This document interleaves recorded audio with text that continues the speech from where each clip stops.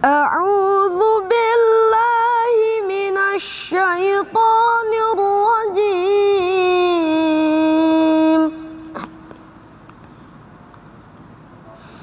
Bismillahirrahmanirrahim.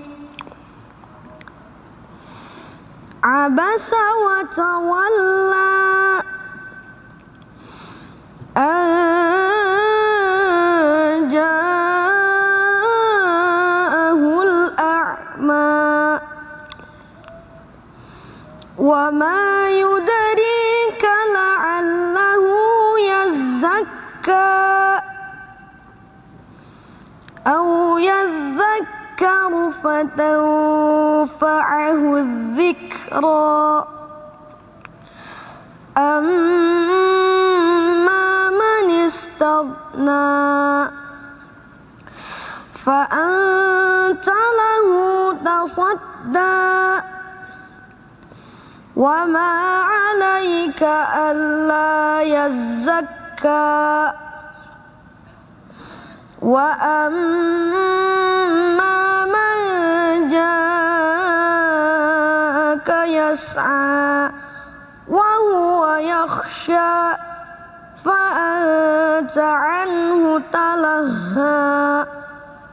Shadaqallahul azim.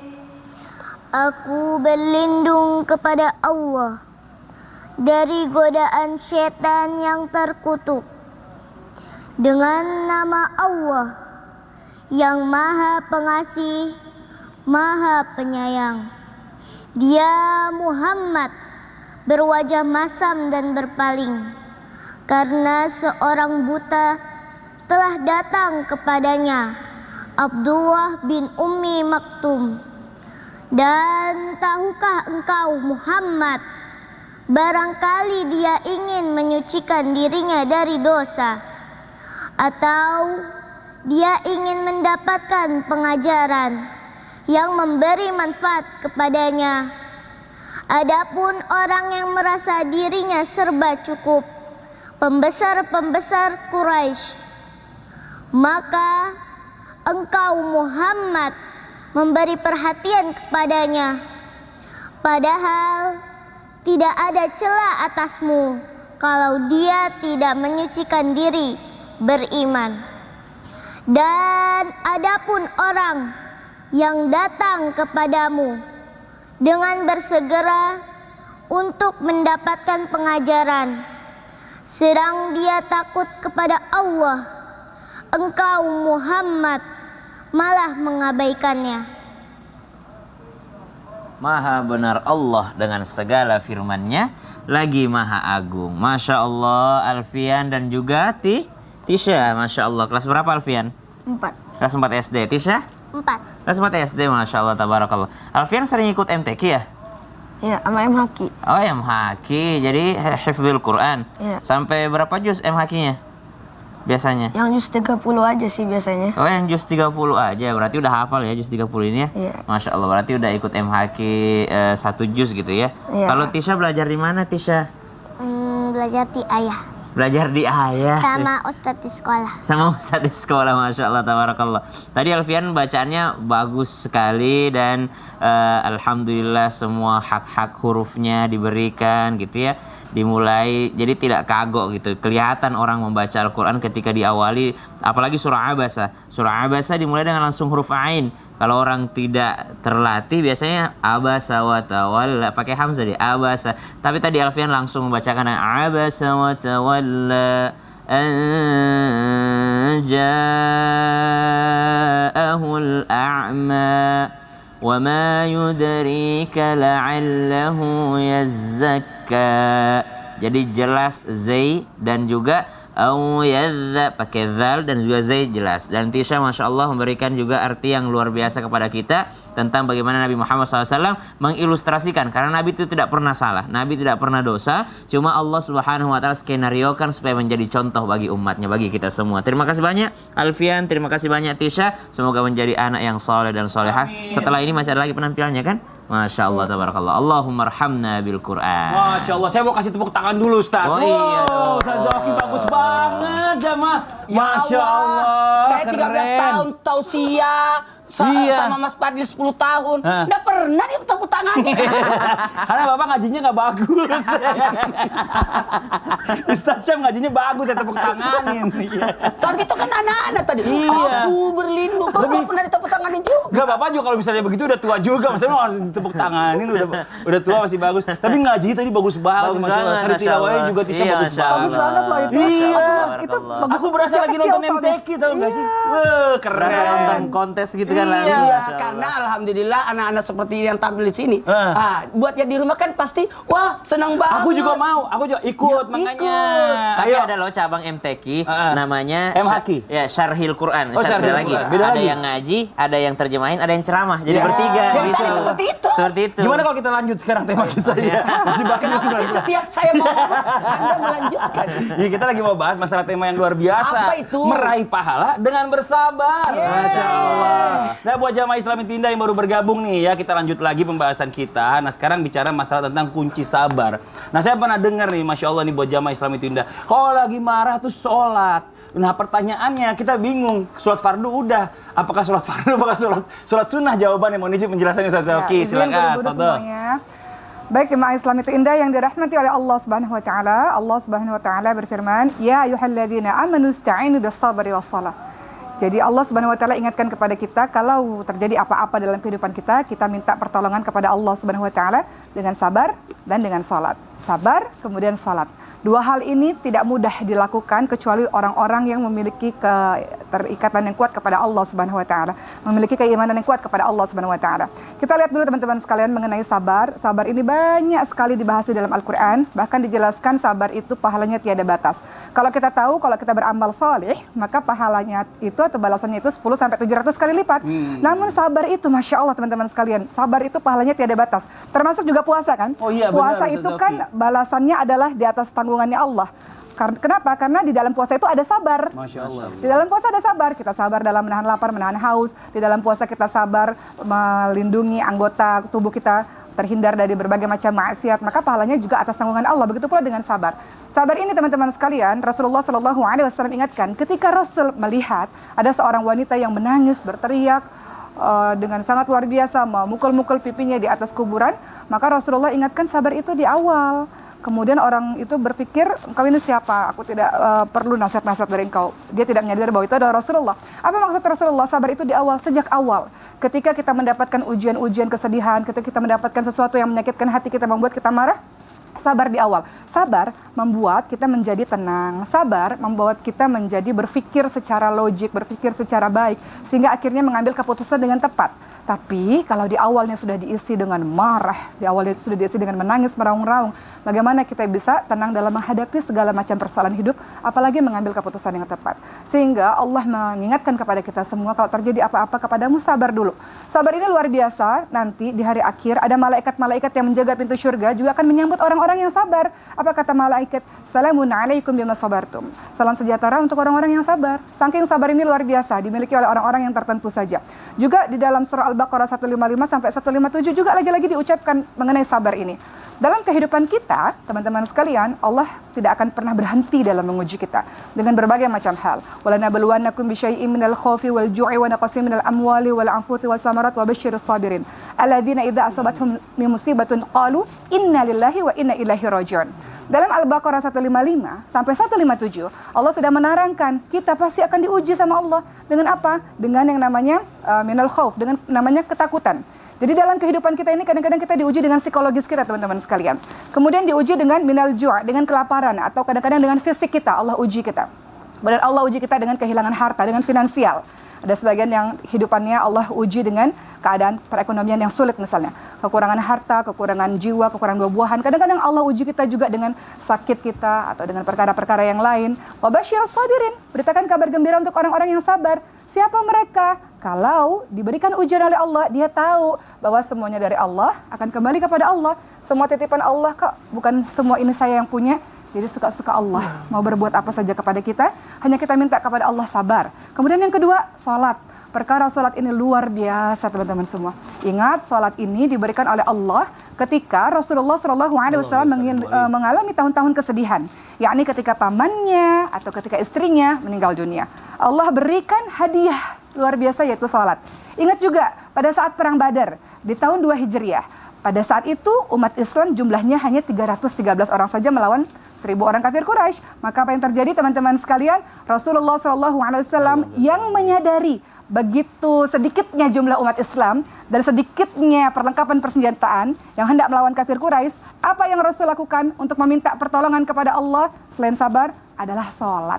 Semalaman Rasulullah sholat, mengangkatkan tangannya sambil terlihat ketiaknya menunjukkan betapa sungguh-sungguhnya beliau berdoa agar Allah menangkan dalam perang Badar, dan Allah menangkan perang Badar.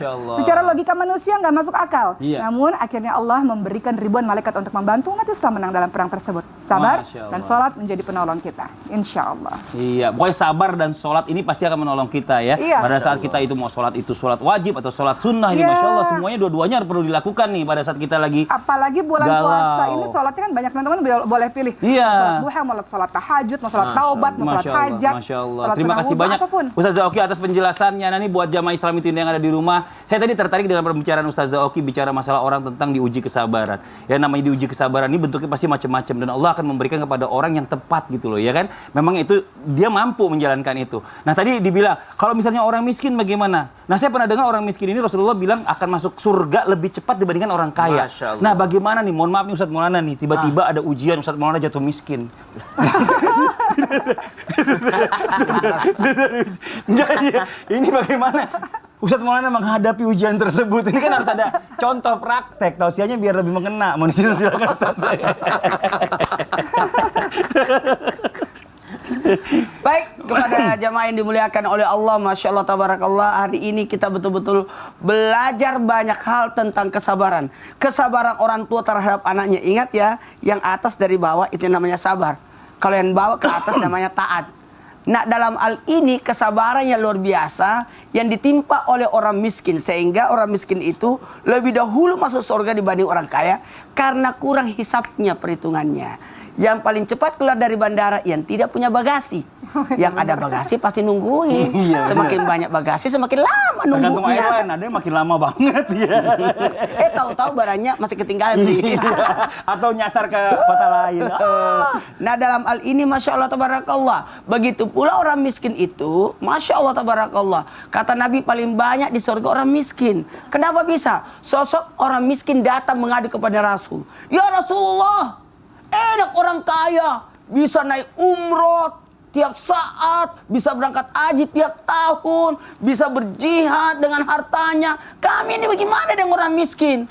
Ya Rasulullah, maka Nabi pun ngajarin untuk membaca zikir. Subhanallah 33 kali, Alhamdulillah 33 kali, Allahu Akbar 33 kali setiap sudah sholat. Supaya bisa menyaingi orang kaya.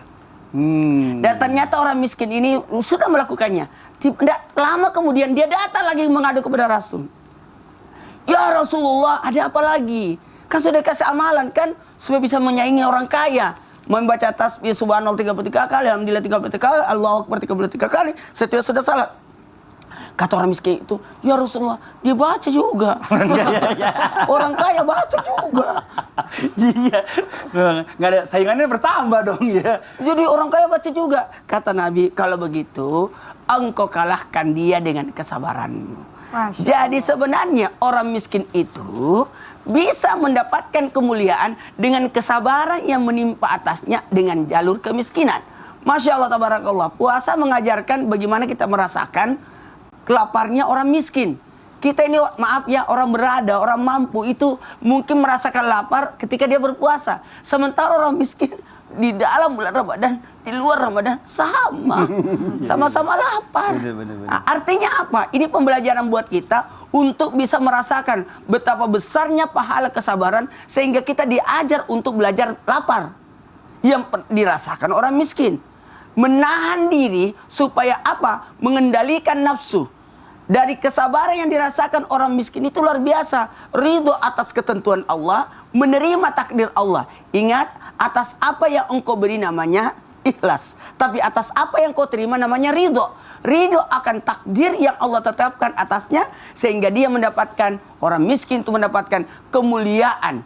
Kemuliaan atas kesabaran karena ridho atas ketentuan Allah. Kemudian orang miskin itu Masya Allah tabarakallah, tinggi rasa syukurnya. Woi, Masya Allah. Tinggi rasa syukurnya. Mohon maaf, Iya. betul tadi kata Mas Fadil, ada orang memang ditakdirkan jadi miskin. Iya, benar-benar. Karena kenapa kalau dikasih 1 miliar pingsan dia, nggak tahu mau diapain. Bingung. Jadi Kalau kayaknya Ustaz gitu ya. Oki langsung bangun maskanul Iya. ufas. Kalau Ustaz Zaki, Ustaz Syam kayaknya Ustaz Maulana udah siap kayaknya sih.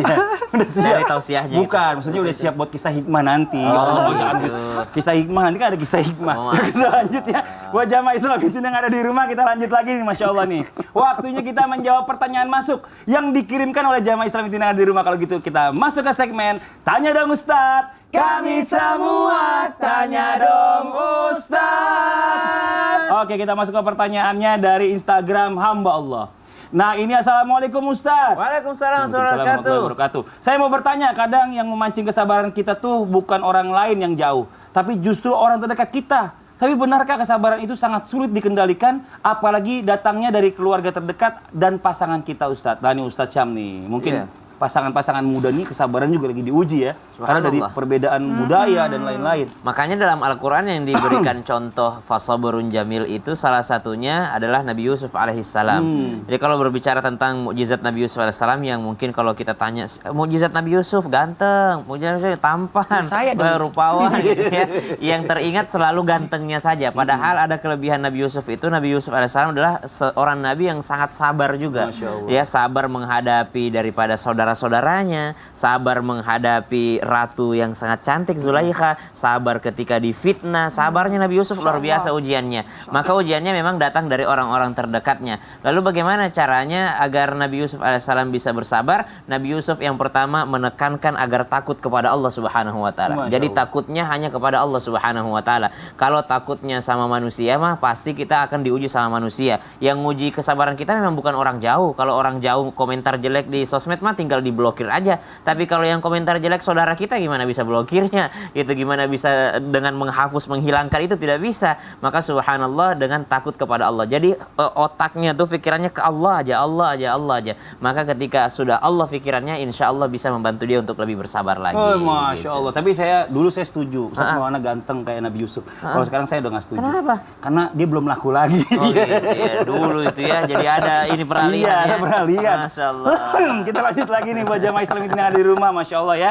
Hari ini ada spesial yang luar biasa dibawakan oleh guru kita Ustadz Maulana. Kita akan mendengarkan kisah hikmah mengenai meraih pahala dengan bersabar. Masya Mohon izin Allah. waktu silakan Ustadz Maulana. Bismillahirrahmanirrahim. Allahumma salli ala Sayyidina Muhammad wa ala ali Sayyidina Muhammad. Kalau berbicara tentang sabar, pasti dalam ingatan kita sosok kesabaran Nabi Ayub alaihissalam. Yang luar biasa kesabarannya karena ditimpa ujian penyakit. Kisah hikmah kita kali ini bukan membahas Nabi Ayub, tapi membahas putra Nabi Ayub. Sosok putra Nabi Ayub, Bashar namanya. Sosok Bashar yang luar biasa. Notabene-nya putra seorang nabi, tapi tidak memperlihatkan kalau dia adalah putra seorang nabi. Bahkan jarang orang mengenal putra Nabi Ayub itu adalah Bashar. Suatu ketika Bashar mendatangi satu daerah. Daerah itu dipimpin oleh raja yang sudah lanjut usia dan tidak punya keturunan. Lalu sang raja memberikan tantangan kepada rakyatnya.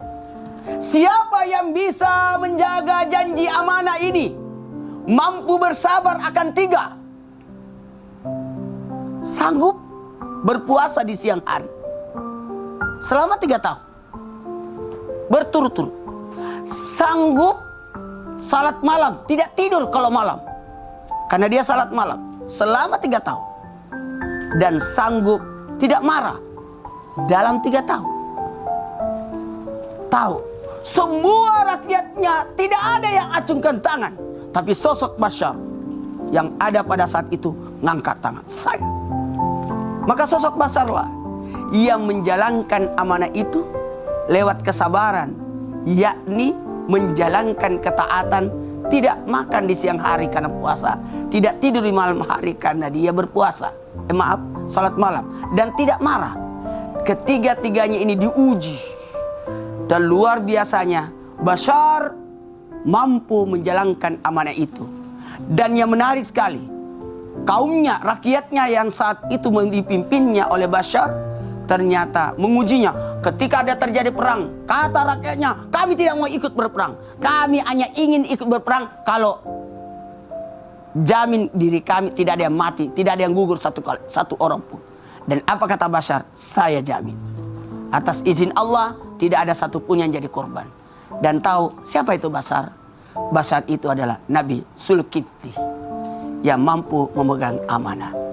Kisah hikmah ini mengajarkan diri kita, siapa yang bersabar meraih kebahagiaan, meraih keberkahan, menjadi seorang raja, bahkan kemuliaannya luar biasa. Oh, Masya Allah. Coba sini dulu. Kenapa sih? Orang baru habis khusyuk, kalian main tarik-tarik aja. Kenapa sih? Ini saya lagi denger nih Ustadz Syamli. Saya mau minta jawaban Ustadz Maulana. Apa itu? Katanya gak sedikit orang yang gagal nih untuk bersabar. Iya. Iya kan? Itu bener gak sih kayak gitu? Iya. Terus kalau misalnya ciri-cirinya orang sabar kayak gimana? Sabar. Kayak saya kan berarti kan sabarnya kan? Iya. Sabar ngeliat temennya pakai baju banyak penitinya, terus gak kegedean. Ini juga saya disabar Ustadz. Iya kan? Bapak yang sabar, aku lebih sabar. Karena kenapa? Menerima Jangan apa? begitu. Menerima. Bapak tuh namanya orang yang gak sabar. Saya ngomong begitu aja Bapak tersinggung, ya kan? Berarti Bapak sabar nih. Gak sabar maksudnya orang yang gagal untuk sabar. Memang ada yang gagal? Ada. Ada orang gagal di bulan Ramadan ini. Ada. Di bulan Ramadan ini gagal mulai mengalami kesabaran. Siapa mereka itu? Bukan ini. Jangan kemana-mana. Tetap di Islam itu indah jamaah. Oh jamaah. Alhamdulillah. Saya cabutin jarum bentulnya ya.